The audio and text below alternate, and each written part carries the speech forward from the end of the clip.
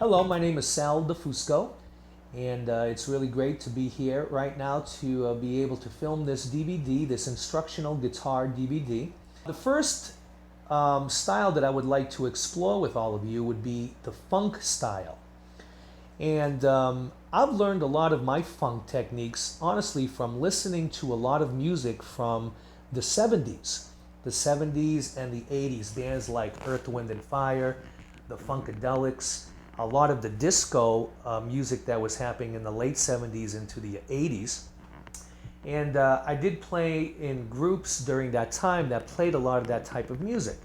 So I really do think that listening is a very important part of learning any style of music that there is. I think with funk, like I said, some of those bands, great guitar. I know Nile Rodgers was a terrific funk guitar player in the band Les Chic, and a myriad of other guitarists during that period of time. Now, the funk style, basically, when it comes to guitar, the guitar acts really in a lot of ways as a percussive instrument, okay?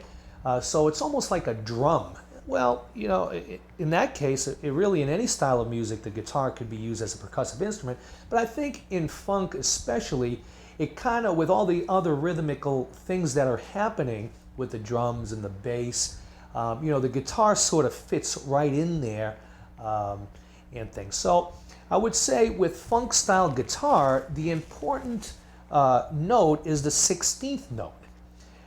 You've probably heard that, 16th note grooves.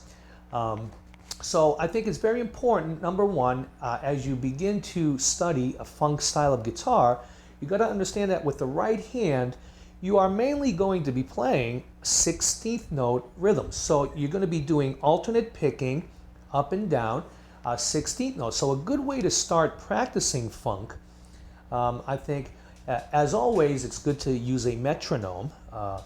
So that you can set different tempos, starting slower, then moving faster, and everything in between. But I think with a metronome, it works great. Now, you would set a metronome setting, and I think the first thing is to get comfortable playing alternate picking across the strings, just 16th notes, like so.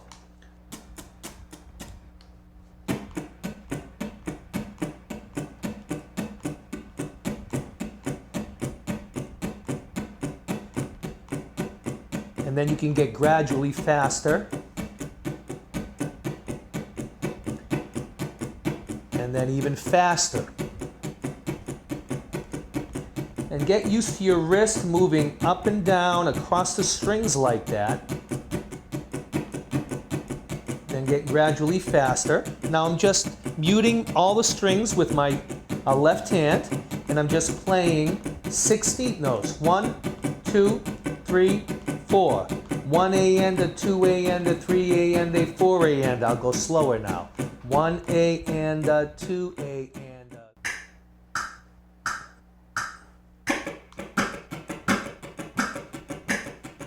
Just getting that under your fingers, under your hands, and just getting solid with the metronome. Really feeling that pulse.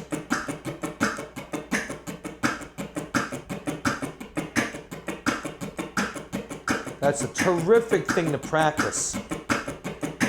Just building the muscles in your right hand. Really trying to stay with the metronome with 16th notes.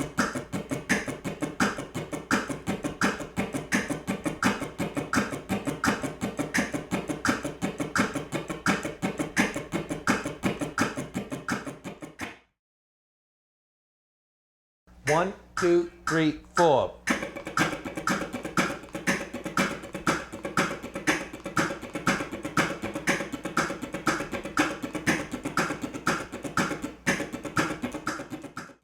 After you've practiced your muting technique, practicing the rhythms with the mutes, then you can begin to incorporate chord sound.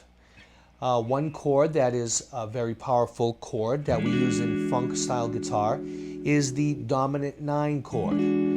So we'll look at the E dominant 9. Now the E dominant 9 consists of E, which is the root of the chord.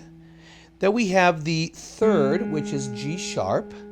Then you have D, which is the flat 7 of the chord, giving you the root, the third, and the 7. And then on the very top voice, you have the tension 9. So in the case of the E dominant 9, you have the F sharp, also known as the James Brown chord. You hear this in a lot of James Brown tunes.